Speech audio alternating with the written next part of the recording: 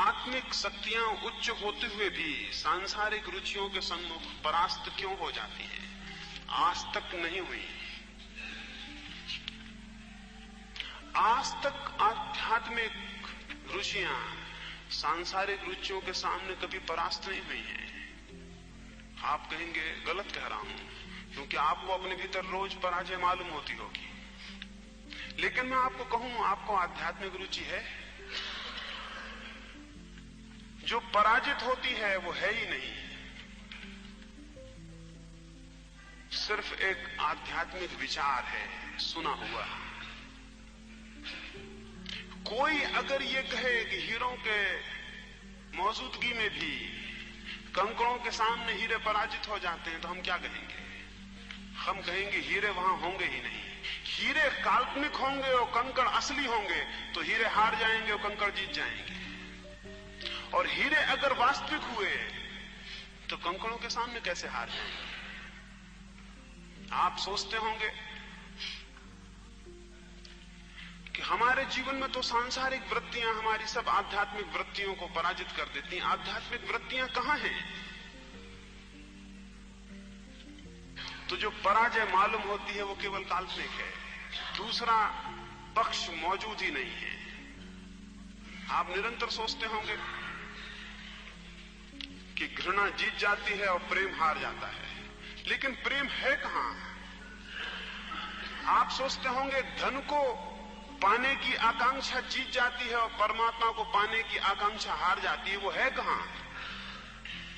अगर वो हो तो कोई आकांक्षा उसके सामने जीत नहीं सकती। वो अगर हो तो कोई आकांक्षा टिक भी नहीं सकती, जीतने का तो प्रश्न ही नहीं है। अगर कोई कहने लगे कि प्रकाश तो है लेकिन अंधेरा जीत जाता है, तो हम कहेंगे आप पागल हैं। अगर प्रकाश हो तो अंधेरा प्रवेश ही नहीं कर सकता। लड़ाई आज तक प्रकाश अंधेरे में हुई ही नहीं है। आज तक प्रकाश और अंधकार में कोई लड़ाई नहीं हुई, क्योंकि प्रकाश के होते अंधेरा मौजूद ही नहीं रह जाता है। यानी वो कभी दूसरा पक्ष नहीं है लड़ाई का, तो जीतेगा क्या? और जीतता वो तभी है जब प्रकाश मौजूद ही नहीं होता। यानी उसकी जीत प्रकाश की गैर मौजूदगी में ही है। केवल प्रकाश की मौजूदगी में कोई सवाल ही नहीं है, क्योंकि वो तो विलीन हो जाता, वो होता ही नहीं है। जिनको आप सांसारिक वृत्तियां कह रहे हैं, वे अगर आत्मिक वृत्तियां पैदा हो जाएं तो विलीन हो जाती हैं, पाई नहीं जाती हैं। इसलिए मेरी जो चेष्टा है पूरी वो ये है कि मैं आपको सांसारिक वृत्तियां विलीन करने पर उतना जोर नहीं दे रहा हूं, जितना मैं जोर इस बात पे दे रहा हूं कि आप में आत्मिक वृत्ति पैदा हो, ये पॉजिटिवली आपके भीतर पैदा हो। जब विधायक रूप से आत्मिक वृत्ति पैदा होती है तो सांसारिक वृत्तियां क्षीण हो जाती हैं। जिसके भीतर प्रेम पैदा होता है उसके भीतर घृणा विलीन हो जाती है। घृणा और प्रेम में टक्कर कभी नहीं हुई, अभी तक नहीं हुई। जिसके भीतर सत्य पैदा होता है उसके भीतर असत्य विलीन हो जाता है। असत्य और सत्य में टक्कर आज तक नहीं हुई। जिसके भीतर अहिंसा पैदा होती है उसकी हिंसा विलीन हो जाती है। अहिंसा हिंसा में टक्कर आज तक नहीं हुई।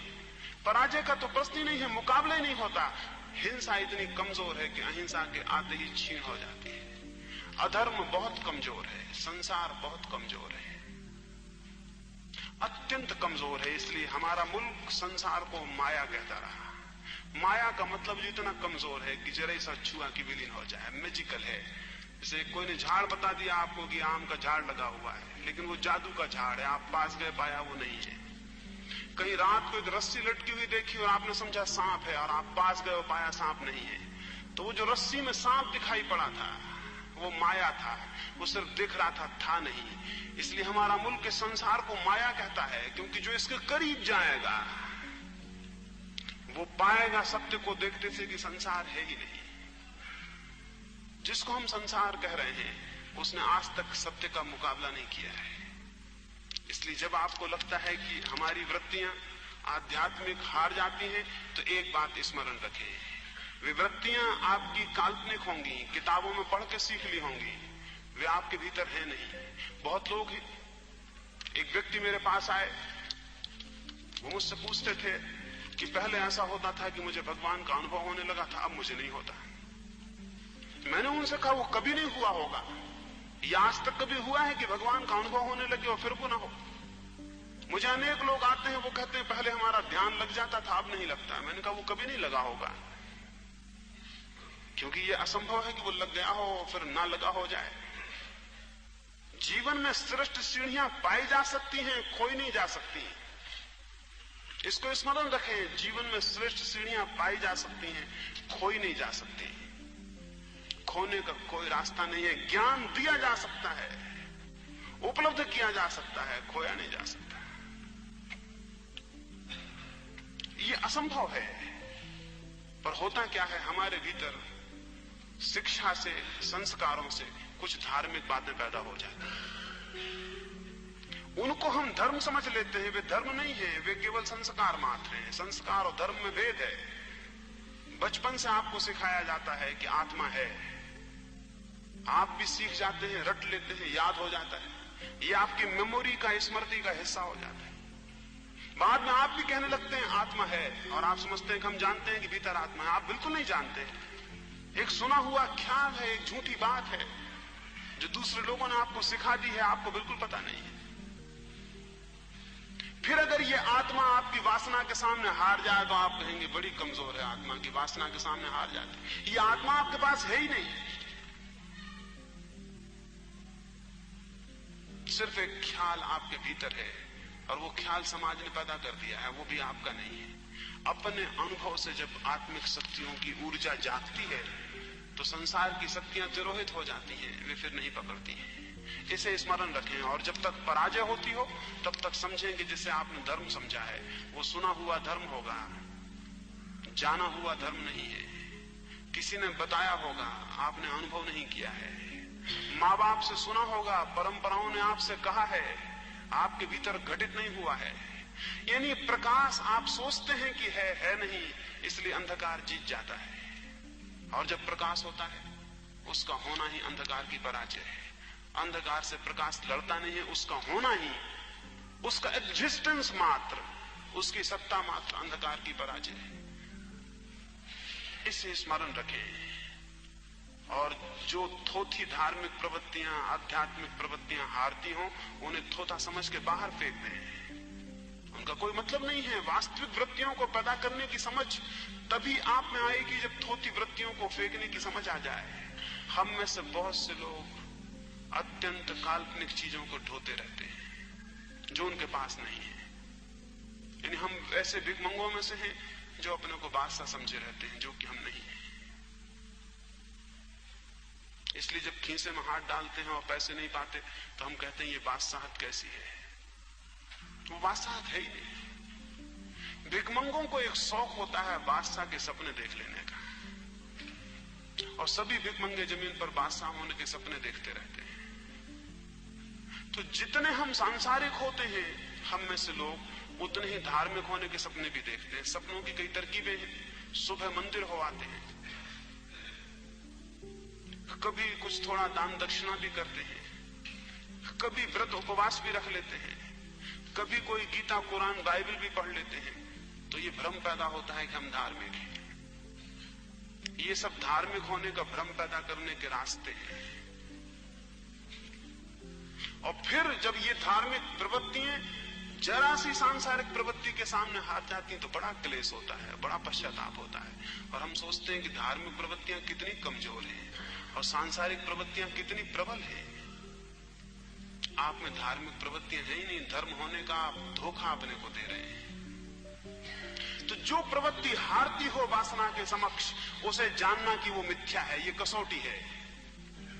जो आध्यात्मिक प्रवृत्ति सांसारिक प्रवृत्ति के सामने हारती हो, इसे कसौटी समझना कि वो मिथ्या है, वो झूठी है। जिस दिन कोई ऐसी प्रवृत्ति भीतर पैदा हो जाए कि जिसके मौजूद होते ही सांसारिक प्रवृत्तियां विलीन हो जाएं, खोजे से ना मिले, उस दिन समझना कि कुछ घटित हुआ है, किसी धर्म का अवतरण हुआ है। सुबह सूरज उगाए और अंधेरा वैसे का वैसा बना रहे तो हम समझेंगे कि सपने में देख रहे हैं कि सूरज उगा है। जब सूरज उगता है अंधकार अपने आप विलीन हो जाता है। आज तक सूरज का अंधकार से मिलना नहीं हुआ है। अभी तक सूरज को पता नहीं है कि अंधकार भी होता है, उसको पता हो भी नहीं सकता है। आज तक आत्मा को पता नहीं है कि वासना होती भी है। जिस दिन आत्मा जागती वासना पाई नहीं जाती, उनकी अभी तक मुलाकात नहीं हुई है। इसे स्मरण रखें, इसे कसौटी की तरह स्मरण रखें, वो कसौटी उपयोगी होगी।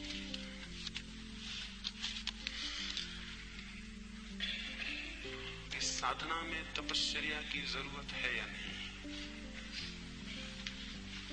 मैं जो आपको कह रहा हूं, शरीर शुद्धि, विचार शुद्धि, भाव शुद्धि, शरीर शून्यता, विचार शून्यता, भाव शून्यता, ये तपश्चर्या है। तपश्चर्या से लोग क्या समझते हैं? कोई आदमी धूप में खड़ा है, तपश्चर्या कर रहा है। कोई आदमी कांटों में लेटा हुआ है, तपश्चर्या कर रहा है। कोई आदमी भूखा बैठा हुआ है, तपश्चर्या कर रहा है। तपश्चर्या की हमारी दृष्टियां अत्यंत मेटीरियलिस्टिक है, बहुत शारीरिक है हमारी दृष्टि तपश्चर्या की जो है। तपश्चर्या का अर्थ हमारे लिए शरीर कष्ट है। शरीर को कोई कष्ट दे रहा है तो तपश्चर्या कर रहा है, जबकि तपश्चर्या का कोई संबंध शरीर के कष्ट से नहीं है। तपश्चर्या बड़ी अद्भुत बात है। तपश्चर्या कुछ बात ही और है। एक आदमी उपवास कर रहा है, हम समझते हैं तपश्चर्या कर रहा है, वो केवल भूखा मर रहा है। और मैं तो ये भी कहता हूं कि वो उपवास कर ही नहीं रहा, वो केवल अनाहार है। अनाहार रहना, भोजन न करना एक बात है, उपवास में रहना बिल्कुल दूसरी बात है। उपवास का मतलब है परमात्मा के निकट निवास। उपवास का अर्थ है आत्मा के निकट होना।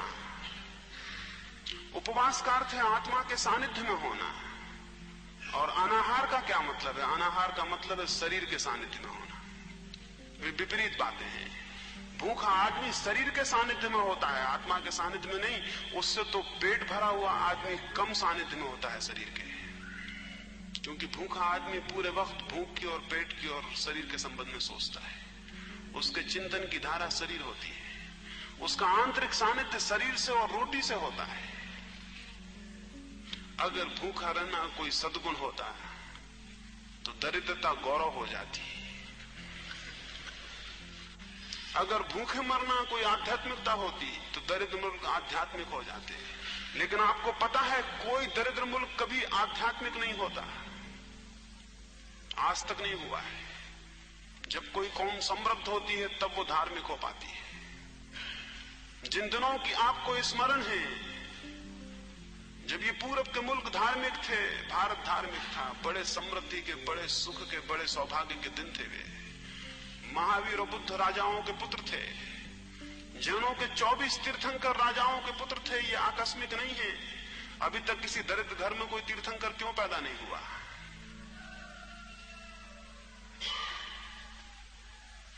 पीछे कारण है। अत्यंत समृद्धि में पहली बार तपश्चर्या शुरू होती है। दरिद्र तो शरीर के निकट होता है, समृद्ध शरीर से मुक्त होने लगता है। इस अर्थों में मुक्त होने लगता है कि उसकी जरूरतें तो शरीर की पूरी हो गई होती हैं और नई जरूरतों का उसे पहली दफा बोध होता है जो आत्मा की है। इसलिए मैं भूखे मरने के पक्ष में नहीं हूं, न किसी को भूखे मारने के पक्ष में हूं, और न गरीबी को आध्यात्मिकवाद कहता हूं। जो लोग ऐसा कहते हैं वो धोखे में हैं और दूसरों को धोखे में डाल रहे हैं, और वे केवल गरीबी का समर्थन कर रहे हैं और संतोष के झूठे रास्ते निकाल रहे हैं।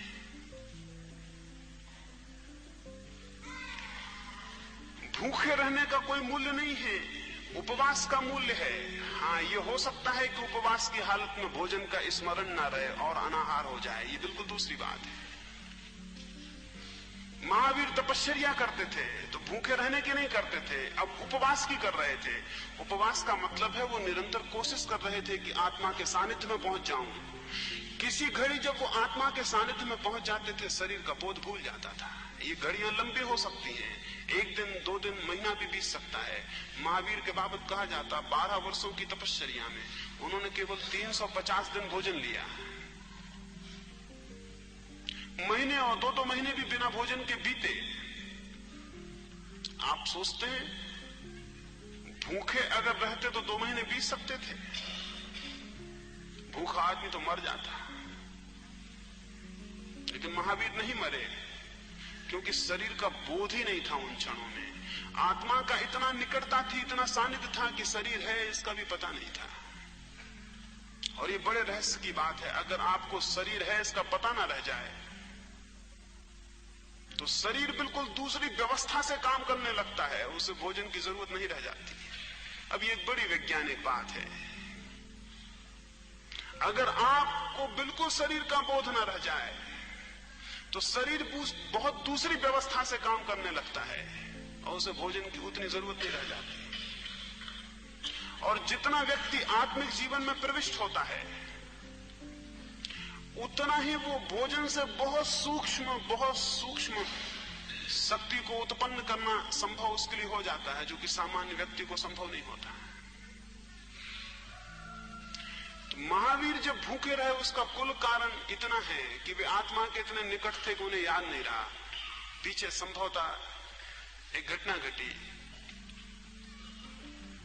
एक सन्यासी मेरे पास थे, वो मुझसे एक दिन बोले कि मैं आज उपवास किया हूं। मैंने कहा अनाहार किया होगा, उपवास क्या किया होगा? ये बोले अनाहार और उपवास में क्या फर्क है? मैंने कहा अनाहार में यह है कि हम भोजन छोड़ देते हैं और भोजन का चिंतन करते हैं,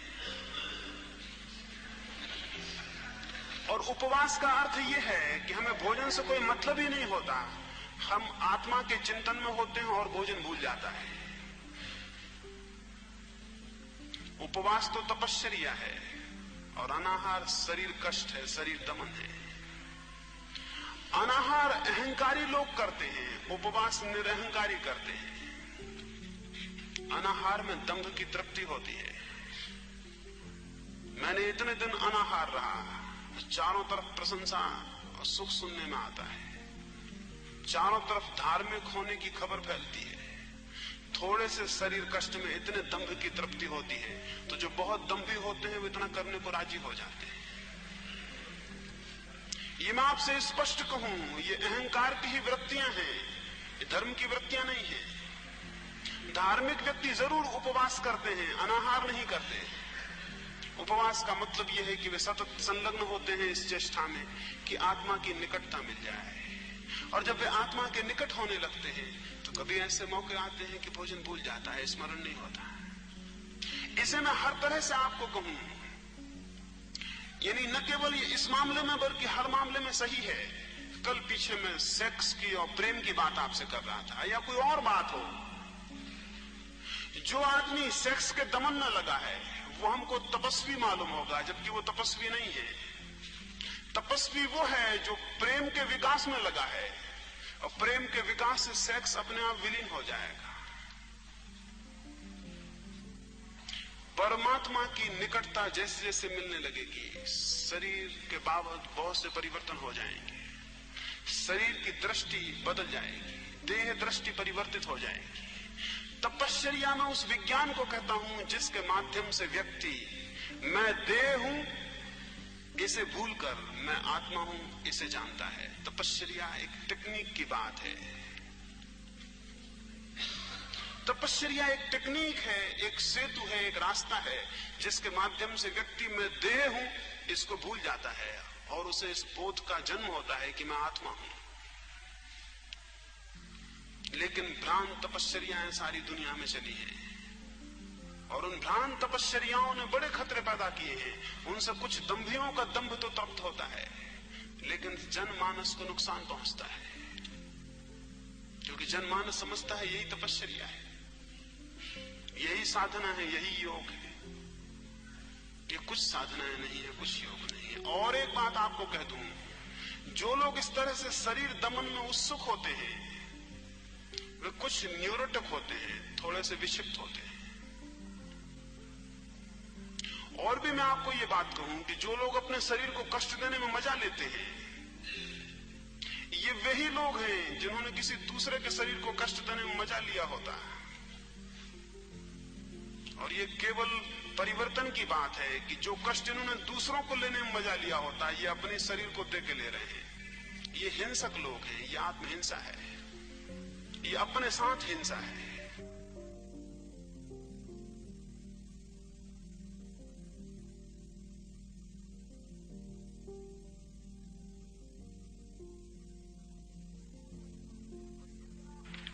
और ये भी मैं आपको स्मरण दिला दूं, मनुष्य के भीतर दो तरह की वृत्तियां होती हैं।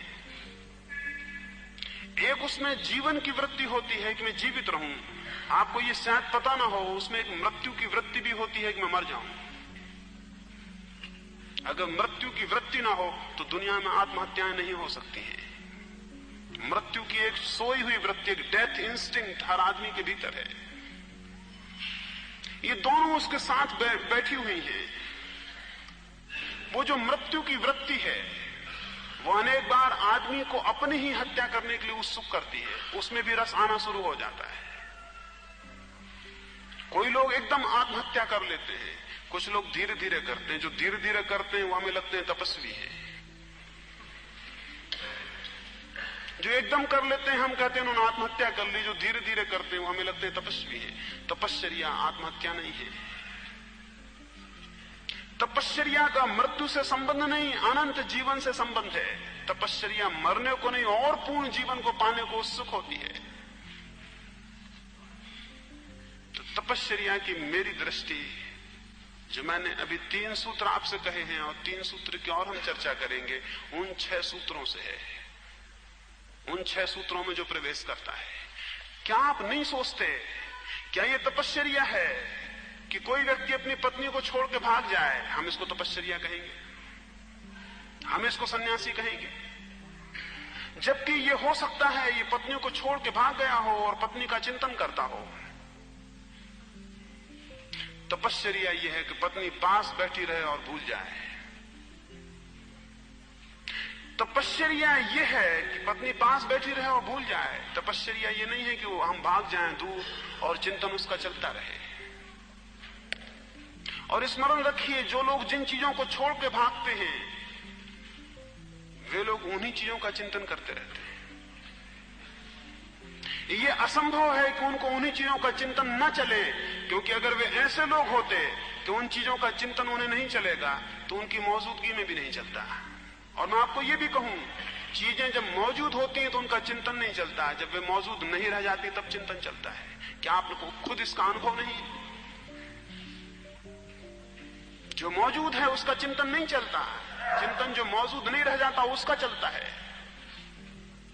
जिनको आप प्रेम करते हैं अगर वो आपके निकट हैं तो आप उनको भूल जाते हैं, जब वो दूर होते हैं तो वो याद आने लगते हैं। वो जितने दूर होते हैं उतने प्रगाढ़ उनकी स्मृति घनी होने लगती है। सन्यासी जिनको हम कहते हैं उनके कष्ट का आपको पता नहीं है। और अगर दुनिया के सारे सन्यासी ईमानदार हों तो सन्यासी होने का भ्रम टूट जाए। और अगर वे ईमान से अपनी आत्म व्यथा को कहते हैं जो उनके भीतर घटित होता है, और जो वेदनाएं वे सहते हैं, और जिन वासनाओं से वे ग्रसित होते हैं, और जो वासनाएं उन्हें पीड़ा देती हैं, और जो शैतान उन्हें सताता हुआ मालूम होता है, अगर वो उसको सबको खोल दें तो आपको पता चले कि नरक जमीन पर और कहीं नहीं हो सकता है। ये मैं इसलिए आपको विश्वास से कह रहा हूं कि नरक जमीन पर और कहीं नहीं हो सकता है। उस आदमी का जीवन नरक है जिसने वृत्तियों का संपरिवर्तन, ट्रांसफॉर्मेशन तो नहीं किया और जो भाग खड़ा हुआ है। तपश्चर्या भागना नहीं है, ट्रांसफॉर्मेशन है। तपश्चर्या रिनंसिएशन नहीं है, ट्रांसफॉर्मेशन है। तपश्चर्या त्याग नहीं है, संपरिवर्तन है। उस संपरिवर्तन से जो भी घटित हो वो ठीक, भागने से, त्यागने से जो भी घटित हो वो ठीक नहीं है। और काश हमें ये समझ में आ जाए तो बहुत लाभ हो सकता है।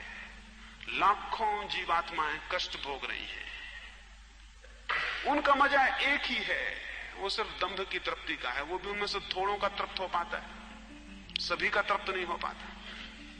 उसमें जो बहुत प्रतिभाशाली होते हैं किसी कारण से, उनका दंभ तो तृप्त हो जाता है, से सिर्फ कष्ट भोगते हैं, लेकिन इस आशा में कि शायद स्वर्ग मिलेगा, शायद नरक से बच जाएंगे, शायद मोक्ष मिलेगा। वही लोभ जो आपको पकड़े हुए उन्हें पकड़े रहता है। और लोभ बहुत से कष्ट सहने की सामर्थ्य दे देता है।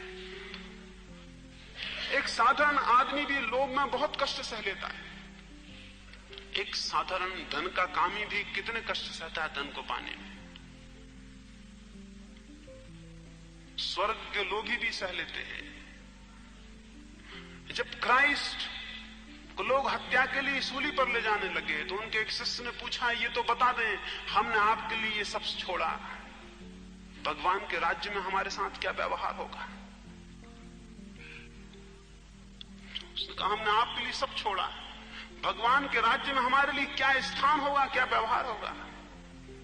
क्राइस्ट ने उसे बहुत दया से देखा होगा, और शायद दया बस या मजाक में, पता नहीं उन्होंने क्यों कहा, उन्होंने कहा भगवान के पास ही तुम्हारे लिए भी स्थान रहेगा। वो आदमी खुश हो गया, उसने कहा तब ठीक है। इस आदमी को त्यागी कहिएगा, इससे बड़े लोभी खोजने जमीन पर मुश्किल है। जिसने पूछा कि हमने सब छोड़ा, वहां क्या मिलेगा, जिसको मिलने का ख्याल है उसने कुछ छोड़ा ही नहीं। इसलिए ये सारी तपश्चर्या वाली जो बातें हैं, इन तपश्चर्या की बात करने वाले हर एक साथ में प्रलोभन भी देते हैं कि इस तपश्चर्या के साथ ये मिलेगा। वो तपश्चर्या झूठी है जिसमें मिलने का ख्याल है, क्योंकि वो तपश्चर्या नहीं है, वो लोभ का एक रूप है। इसलिए जितनी तपश्चर्याएं हैं आप में सबको साथ लगा हुआ मिलेगा पीछे ही कि इस तपश्चर्या को करने से ये मिलेगा। और जिन जिन ने ये तपश्चर्या की पीछे इतिहास में उनको ये मिला है, ये सब ग्रीड के, लोभ के रूप है। तपस्वी वो है, सिर्फ एक ही तपश्चर्या है, और वो ये है कि वो स्वयं को जानने में लगे। इस वजह से नहीं कि स्वयं को जानने से कोई स्वर्ग में जगह मिल जाएगी, कोई बहिष्ठ में जगह मिल जाएगी, कोई बड़ा सुख होगा, बल्कि इसलिए कि स्वयं को न जानना जीवन को ही नहीं जानना है। और स्वयं को न जानना, जिसमें थोड़ी भी बोध है, उसे स्वयं को जानने की वृत्ति का और विचार का पैदा ना हो जाना असंभव है। उसे हो ही जाएगा कि वो जाने कि मैं कौन हूं, कि वो परिचित हो कि मेरे भीतर ये जीवन शक्ति क्या है। तपश्चर्या जीवन सत्य को जानने का उपाय है। तपश्चर्या शरीर दमन नहीं है। ये हो सकता है कि तपस्वी को बहुत सी बातें घटित होती हों जो आपको लगती हों कि वो देह दमन कर रहा है, जबकि वो नहीं कर रहा। महावीर की मूर्तियां देखी हैं, उन मूर्तियों से ऐसा लगता है इस आदमी ने देह दमन की होगी, वैसी देहें दिखाई पड़ती हैं। और फिर महावीर के पीछे चलने वाले सन्यासी देखें, उन्हें देख के लगेगा कि उन्होंने देह दमन किया है। रूखे सूख गए उनके प्राण स्रोत हैं, उदास और शिथिल उनकी काया है। वैसा ही चित्त भी शिथिल है, सिर्फ एक लोभ के बस खींचे चले जा रहे हैं। वो आनंद कहां है, वो शांति कहां है जो महावीर की मूर्ति में दिखाई पड़ती है। ये थोड़ा विचारणीय है।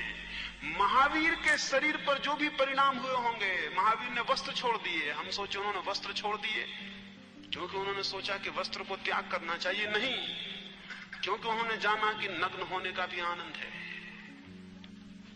मैं आपको ये बहुत एम्फेटिकली, बहुत जोर से कहना चाहता हूं, महावीर ने वस्त्र इसलिए नहीं छोड़े कि वस्त्र छोड़ने में कोई आनंद है, वस्त्र इसलिए छोड़े कि नग्न होने में कोई आनंद है।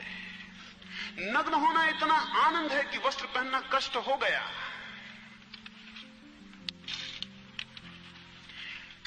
नग्न होना इतना आनंद अनुभव हुआ कि वस्त्र का होना कष्ट हो गया, वस्त्र फेंक दिए। उनके पीछे चलने वाला सन्यासी जब वस्त्र छोड़ता है तब उसे वस्त्र छोड़ने में आनंद नहीं होता, वस्त्र छोड़ने में कष्ट होता है। और कष्ट मान के वो समझता मैं तपश्चर्या कर रहा हूं। जैसे जैसे वस्त्र छोड़ता वो समझता मैं तपश्चर्या कर रहा हूं। महावीर के लिए वो तपश्चर्या नहीं है, केवल एक आनंद का कृत्य है। उनके पीछे अगर कोई चल रहा हो, बिना उन्हें समझे, उनकी आत्मा को समझे, वो केवल वस्त्र छोड़ेगा। वस्त्र छोड़ना उसके लिए कष्ट होगा, इसलिए इसको वो तपश्चर्या कहेगा। तपश्चर्या कष्ट नहीं है, तपश्चर्या से बड़ा कोई आनंद नहीं है। लेकिन जो उसे बाहर से पकड़ेंगे उन्हें वो कष्ट दिखाई पड़ेगी, उन्हें वो पीड़ा मालूम पड़ेगी। और उतनी पीड़ा उठाने के बदले वो अपने दंभ को तृप्त करेंगे जमीन पर और लोभ को तृप्त करेंगे परलोक में। मैं उसको तपश्चर्या नहीं कहता हूं। तपश्चर्या मन का, देह का सहयोग लेकर अंतस में प्रवेश की विधि है। वो भी इस अर्थों में दुर्गम और दुरूह है। उसके लिए बहुत संकल्प की जरूरत है। आप थोड़ा सोचें, अगर मैं बरसात भर भी बाहर खड़ा रहूं तो क्या उसमें ज्यादा तपश्चर्या है या इसमें कि जब मुझे कोई गाली दे तो मेरे भीतर क्रोध ना उठे?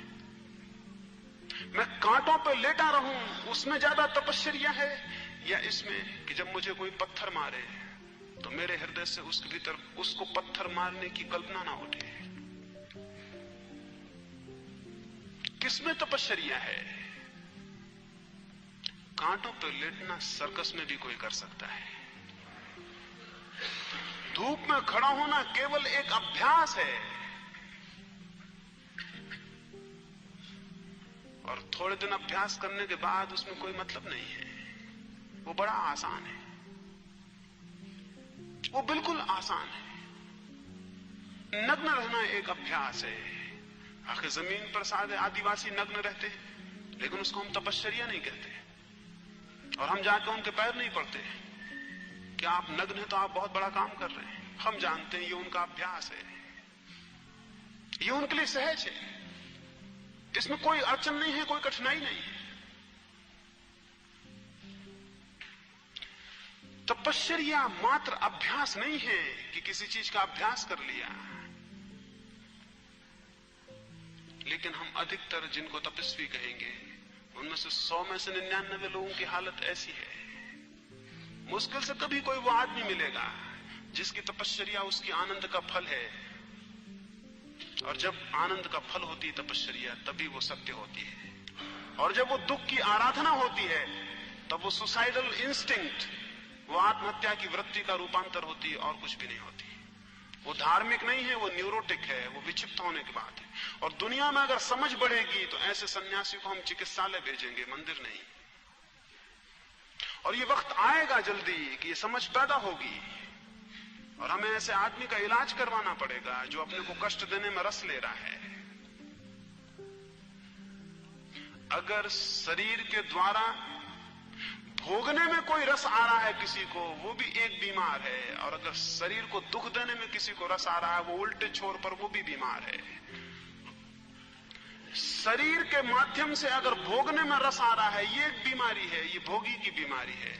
और अगर शरीर को कष्ट देने में किसी को रस आ रहा है, ये भी एक बीमारी है, ये विरागी की बीमारी है।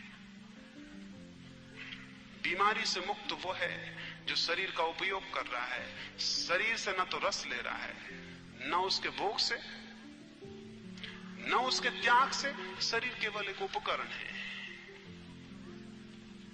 उसको दबा के या उसको भुला के, उस पर जिसका ना कोई सुख आधारित है, ना कोई दुख आधारित है, जिसके आनंद शरीर पर निर्भर नहीं है, जिसके आनंद आत्मा पर निर्भर है, वो आदमी सन्यास की तरफ गतिमान है। और जिसके आनंद शरीर पर निर्भर है, तो 2 तरह के लोग हैं जिनके आनंद शरीर पर निर्भर है। एक वे लोग जो ज्यादा खा के आनंद लेते हैं, एक वे लोग जो अनाहार रह के आनंद लेते हैं, लेकिन दोनों शरीर का आनंद ले रहे हैं। यानी अगर उनका कोई भी रस है तो वो शरीर से बंधा हुआ है। इसलिए भोगी और इस तल के सन्यासी दोनों को मैं भौतिकवादी और शरीरवादी कहता हूं। धर्म के इस शरीरवादी रूपांतर से बहुत अहित हुआ है। धर्म की वापस उसके आत्मिक रूपों को प्रतिष्ठापित करने की जरूरत है। इसी संबंध में एक अंतिम प्रश्न और। किसी ने पूछा है कि राग और विराग और वीतराग में क्या भेद है?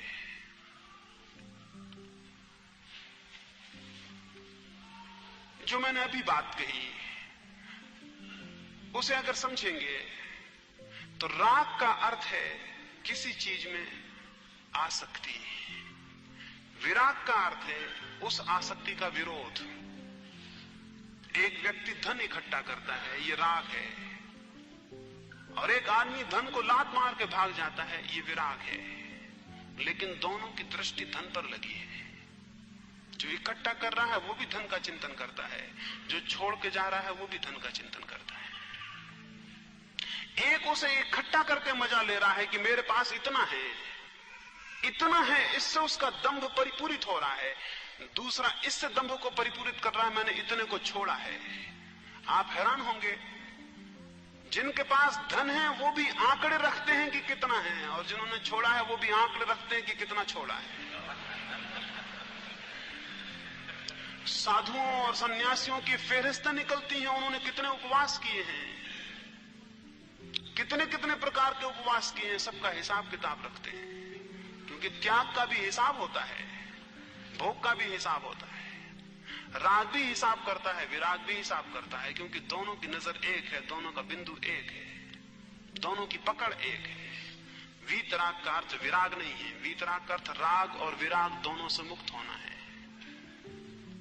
वीतराग का अर्थ है चित्त की वो स्थिति कि ना हम आसक्त हैं ना हम अनासक्त हैं, हमें कोई मतलब ही नहीं। एक व्यक्ति के पास धन पड़ा हो, उसे कोई मतलब ही नहीं। कबीर का एक लड़का था कमाल। कबीर को अत्यंत विराग की आदत थी। कमाल की आदतें उन्हें पसंद नहीं थी। कमाल को कोई भेंट कर जाता कुछ तो कमाल रख लेता। कबीर ने उसे कई बार कहा कि किसी की भेंट स्वीकार मत करो, हमें धन से कोई जरूरत नहीं। उसने कहा अगर धन बेकार है तो ना ही करने की भी क्या जरूरत है। अगर धन बेकार है तो हम उसको मांगने नहीं गए क्योंकि बेकार है। फिर कोई यहां पढ़ने आ गया तो हम उसे ना ही भी नहीं करते क्योंकि बेकार है। कबीर को पसंद नहीं पड़ा, उन्होंने कहा तुम अलग रहो। उनका विराग इससे खंडित होता था। कमाल अलग कर दिया गया, वह अलग झोपड़े में रहने लगा। काशी के नरेश मिलने जाते थे, उन्होंने पूछा कमाल दिखाई नहीं पड़ता। कबीर ने कहा उसके ढंग मुझे पसंद नहीं, आचरण शिथिल है, अलग किया है, अलग रहता है। पूछा क्या कारण है, कहा धन पर लोभ है, कोई कुछ देता है तो ले लेता है। वो राजा गया, उसने बहुत बहुमूल्य हीरा जाके उसके पैर में रखा और नमस्कार किया। कमाल ने कहा लाए भी तो एक पत्थर लाए। कमाल ने कहा लाए भी तो एक पत्थर लाए। राजा को हुआ कि कबीर तो कहते थे कि उसका मोह है, वो तो कहता लाए भी तो एक पत्थर लाए। तो उसने उठा के उसे रखने लगा। तो कमाल ने कहा अगर पत्थर है तो वापस ढोने का कष्ट मत करो। कमाल ने कहा अगर पत्थर है तो वापस ढोने का कष्ट मत करो, नहीं तो अब भी तुम उसको हीरा समझ रहे हो। राजा बोला ये तो कुछ चालाकी की बात है। खैर उसने कहा कि मैं इसे कहां रख दूं। कमाल ने कहा अगर पूछते हो कहां रख दूं तो फिर पत्थर नहीं मानते। कहां रख दूं पूछते हो तो फिर पत्थर नहीं मानते। डाल दो, रखने की क्या बात है। और उसने झोपड़े में खोज दिया सनोलियों में, वो चला गया। उसने सोचा कि तो बेईमानी की बात में मुड़ा और वो निकाल लिया जाएगा। वो 6 महीने बाद वापस पहुंचा। उसने जाके कहा कि कुछ समय पहले मैं कुछ भेंट कर गया था। कमाल ने कहा बहुत लोग भेंट कर जाते हैं, और अगर उनकी भेंटों में मतलब होता तो या तो हम उत्सुकता से उनको रखते या उत्सुकता से लौटाते। उसने कहा अगर उनकी भेंटों में कोई मतलब होता तो या तो उत्सुकता से हम रखते या उत्सुकता से लौटाते। लेकिन भेंट बेमानी, इसलिए कौन हिसाब रखता है। जरूर दे गए होगे, तुम कहते हो तो जरूर दे गए हो। उसने कहा वो भेंट ऐसी आसान नहीं थी, बहुत बहुमूल्य थी। कहां है वो पत्थर जो मैं दे गया था। कमाल ने कहा तो मुश्किल हो गई, तुम कहां रख गए थे। उसने देखा झोपड़े में जाके जहां उसने खोसा था वो पत्थर वहीं रखा हुआ था। वो हैरान हुआ, उसकी आंख खुली। ये आदमी अद्भुत था, इसलिए वो पत्थर ही था। इसको मैं वीतरागता कहूंगा। ये विराग नहीं है, ये विराग नहीं है, ये वीतरागता है। राग है किसी को पकड़ने में रस, विराग है उसी को छोड़ने में रस। वीतरागता का मतलब उसका अर्थहीन हो जाना, उसका मीनिंगलेस हो जाना। वीतरागता ही लक्ष्य है, वीतरागता ही लक्ष्य है। जो उसे उपलब्ध होते हैं वे परम आनंद को उपलब्ध होते हैं, क्योंकि बाहर से उनके सारे बंधन छीन हो जाते हैं। एक और प्रश्न इस संबंध में है कि मैंने जो साधना की भूमिका कही है, शरीर शुद्धि, विचार शुद्धि और भाव शुद्धि की, क्या उसके बिना ध्यान असंभव है? नहीं, उसके बिना भी ध्यान संभव है, लेकिन बहुत कम लोगों को संभव है। उसके बिना भी ध्यान संभव है, लेकिन बहुत कम लोगों को संभव है।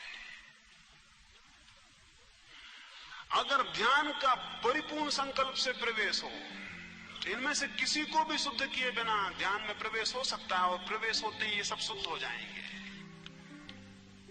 लेकिन अगर ये संभव ना हो, इतना संकल्प जुटाना आसान ना हो, बहुत मुश्किल है इतना संकल्प जुटाना, तो फिर क्रमशः इनको शुद्ध करना पड़ेगा। इनके शुद्ध होने से ध्यान नहीं मिलेगा, इनके शुद्ध होने से संकल्प की प्रगाढ़ता मिलेगी। इनके शुद्ध होने से इनकी अशुद्धि में जो शक्ति व्यय होती है वो बचेगी, और वो शक्ति संकल्प में परिणित होगी और ध्यान में प्रवेश होगा। ये सहयोगी हैं, अनिवार्य नहीं है। तो जिनको भी संभव न मालूम पड़े कि ध्यान में सीधा प्रवेश हो सकता है, उनके लिए अनिवार्य है, अन्यथा उनका ध्यान में प्रवेश ही नहीं हो सकेगा। लेकिन अनिवार्य इसलिए नहीं है कि अगर किसी में बहुत प्रगाढ़ संकल्प हो तो एक क्षण में भी बिना कुछ किए ध्यान में प्रवेश हो सकता है। एक क्षण में भी अगर कोई अपने पूरे प्राणों को इकट्ठा पुकारे और कूद जाए तो कोई वजह नहीं है उसे कोई रोकने को है, कोई रोकने को नहीं है, कोई अशुद्धि रोकने को नहीं। लेकिन उतने पुरुषार्थ को पुकारना कम लोगों का सौभाग्य है। उतने साहस को जुटा लेना कम लोगों का सौभाग्य है। उतना साहस वही लोग जुटा सकते हैं जिससे मैं एक कहानी कहूं। एक आदमी था, उसने सोचा कि दुनिया का अंत जरूर कहीं होगा, तो उसमें खोजने निकला। वो दुनिया का अंत खोजने निकला। वो गया, वो चला, हजारों मील चलना पड़ा और लोगों से पूछता रहा कि मुझे दुनिया का अंत खोजना है। आखिर में एक मंदिर आया और उस मंदिर के वहां लिखा था हियर एंड्स द वर्ल्ड। वहां एक तख्ती लगी थी, उस पे लिखा था यहां दुनिया समाप्त होती है। वो बहुत घबरा गया। तख्ती आ गई, थोड़ी दूर दुनिया समाप्त होती है, नीचे तख्ती पे लिखा था आगे मत जाना। लेकिन उसे दुनिया का अंत देखना था, वो आगे गया। थोड़े ही फासले पे जाके दुनिया समाप्त हो जाती थी। एक किनारा था और नीचे खड्ड था अनंत। उसने जरा ही आंख की और उसके प्राण कब गए। वो लौट के भागा, वो पीछे लौट के भी नहीं देख सकता। वहां अनंत खड्ड था। छोटे खड्ड घबरा देते हैं, वो अनंत दुनिया का अंत था। खड्ड अंतिम था, फिर उस खड्ड के नीचे कुछ भी नहीं था। उसने देखा और वो भागा। वो घबराहट में मंदिर के अंदर चला गया और उसने पुजारी से कहा, यह अंत तो बड़ा खतरनाक है। उस पुजारी ने कहा, अगर तुम कूद जाते तो जहां दुनिया समाप्त होती है वहीं परमात्मा मिल जाता है। अगर तुम कूद ही जाते उस खड्ड में तो जहां दुनिया समाप्त होती है वहीं परमात्मा मिल जाता है। लेकिन उतना साहस जुटाना कि अनंत खड्ड में कोई कूद जाए, जब तक ना हो तब तक ध्यान के लिए भूमिकाएं जरूरी है। अनंत खड्ड में कूदने के लिए जो राजी है उसके लिए कोई भूमिका नहीं है। कोई भूमिका होती है क्या? कोई भूमिका नहीं है। इसलिए इन भूमिकाओं को हम बहिरंग साधन कहे हैं। ये बाहर के साधन है, थोड़ी सहायता देंगे। साहस जिसमें हो वो सीधा कूद जाए, ना साहस हो सीढ़ियों का उपयोग करे। ये स्मरण